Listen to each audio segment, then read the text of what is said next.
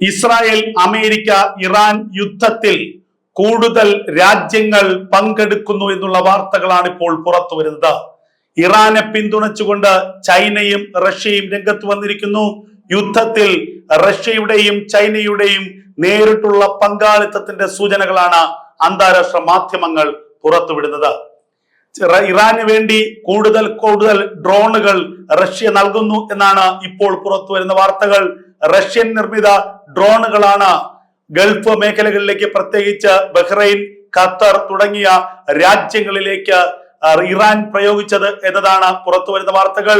Hormuz കടലിടുക്കിലൂടെയുള്ള എണ്ണക്കപ്പലുകൾക്ക് നേരെ Iran നടത്തിയ അതികൃത്യമായ ആക്രമണത്തിന് പിന്നിൽ ചൈനയുടെ നാവിഗേഷൻ സംവിധാനത്തിന്റെ പിന്തുണയുണ്ട് എന്നതാണ് പുറത്തു വരുന്ന ഏറ്റവും പ്രധാനപ്പെട്ട വിവരങ്ങൾ. ലോകത്ത് ഏറ്റവും കൃത്യതയുള്ള നാവിഗേഷൻ സംവിധാനം അടുത്തിടെ കണ്ടുപിടിച്ചത് ചൈനയാണ്. പശ്ചിമേഷ്യയിലെ US-ന്റെയും ഗൾഫ് രാജ്യങ്ങളുടെയും കേന്ദ്രങ്ങൾ ആക്രമിക്കാൻ റഷ്യ ഇറാനെ സഹായിക്കുന്നുണ്ടെന്നാണ് ഒരു പാശ്ചാത്യ രഹസ്യാന്വേഷണ ഉദ്യോഗസ്ഥരെ ഉദ്ധരിച്ചുകൊണ്ട് CNN കഴിഞ്ഞ മണിക്കൂറിൽ റിപ്പോർട്ട് ചെയ്തത്. പശ്ചിമേഷ്യയിലെ യുദ്ധ താവളങ്ങൾക്ക് എതിരായ ഇറാന്റെ ആക്രമണങ്ങൾ ഓരോ മണിക്കൂറിലും തുടരുകയാണ്. ഷാഹിദ് ഡ്രോണുകളാണ് ഇതിന് പ്രധാനമായും ഇറാൻ ഉപയോഗിക്കുന്നത്. ഇറാന്റെ ഈ യുദ്ധത്തിലെ കുന്തമുന തന്നെയാണ് ഷാഹിദ് ഡ്രോണുകൾ. കുറഞ്ഞ ചെലവിൽ നിർമ്മിച്ച ഈ ഡ്രോണുകൾ അമേരിക്കയ്ക്കും ഇസ്രായേലിനും ഉണ്ടാക്കുന്ന തലവേദന ചെറുതല്ല. റഷ്യ കൃത്യമായ യുദ്ധതന്ത്രങ്ങൾ ഇറാന് കൈമാറുന്നുണ്ട് എന്ന് തന്നെയാണ് അന്താരാഷ്ട്ര മാധ്യമങ്ങൾ റിപ്പോർട്ട് ചെയ്യുന്നത്.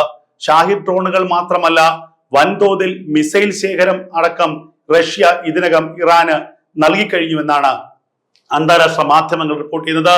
ചൈനയുടെ നാവിഗേഷൻ സംവിധാനത്തിന്റെ കൃത്യതയാണ് ഹോർമൂസ് കടലിടുക്കിലൂടെയുള്ള എണ്ണക്കപ്പലുകൾ കൃത്യമായി ആക്രമിച്ച് തകർക്കാൻ ഇറാനെ സഹായിക്കുന്നത്.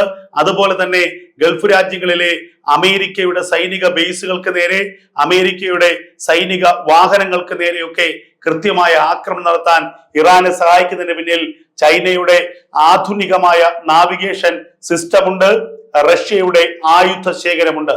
അപ്പോൾ യുദ്ധത്തിൽ ഒരു തരത്തിൽ പറഞ്ഞാൽ പ്രത്യക്ഷത്തിൽ റഷ്യയും ചൈനയും ഇറങ്ങിക്കഴിഞ്ഞിരിക്കുന്നു. ഇറാനെ പിന്തുണച്ചുകൊണ്ട് ചൈനയുടെയും റഷ്യയുടെയും ആയുധ സംവിധാനങ്ങൾ എത്തിക്കഴിഞ്ഞിരിക്കുന്നു.